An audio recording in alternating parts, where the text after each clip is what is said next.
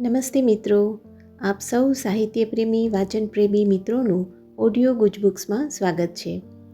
અત્યારે આપણે વાંચી રહ્યા છીએ વર્ષના પ્રત્યેક દિવસ માટે એક એમ 365 સુંદર સંદેશાઓ સાથેનું આ અદ્ભુત પુસ્તક ઉઘડતા દ્વાર અંતરના. મે 9. પ્રવાહની સાથે વહો, એની વિરુદ્ધ નહીં.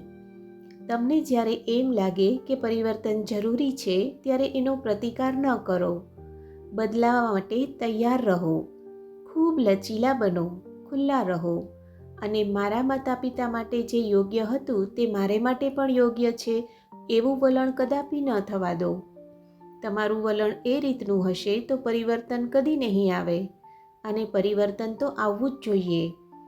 નવું જૂનાના માળખામાં બંધ બેસી શકે નહીં. કારણ કે નવું વિસ્તરીને જૂનામાંથી બહાર નીકળ્યું છે. એને વધુ જગ્યા જોઈએ છે.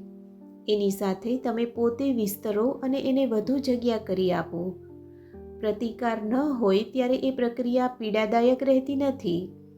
એક છોડ કુંડામાં વાવ્યો હોય પછી એને ફરી બીજે વાવવાની જરૂર પડે છે, જેથી એના મૂળને ફેલાવાની જગ્યા મળે.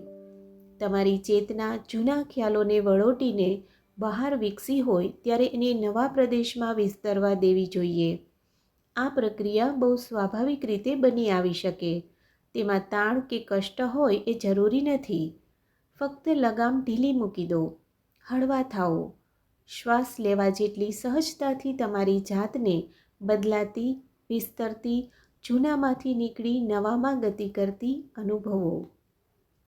આપનો આજનો દિવસ શુભ રહે.